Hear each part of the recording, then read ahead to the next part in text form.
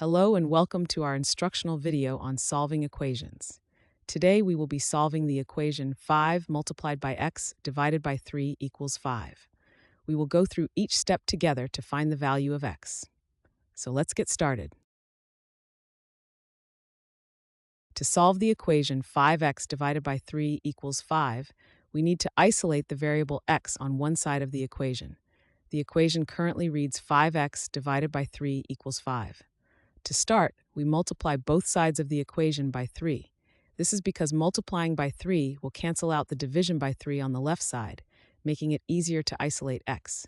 So we have 3 times 5x divided by 3 on the left side equals 3 times 5 on the right side. On the left side, the multiplication and division by 3 cancel each other out, leaving us with just 5x. Meanwhile, on the right side, 3 times 5 equals 15. Now we have a simpler equation to work with. 5x equals 15. Now we need to further isolate the variable x. Currently, we have the equation 5x equals 15. Our goal is to get x by itself on one side of the equation. To do this, we divide both sides of the equation by 5.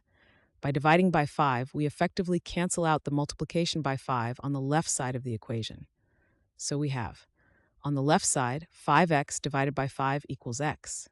On the right side, 15 divided by 5 equals 3. The division on the left side simplifies the equation to just x. Thus, we get x equals 3. This is our final step, and the value of x is 3. Thanks for watching. I hope this video has helped, and if it did, please drop me a like.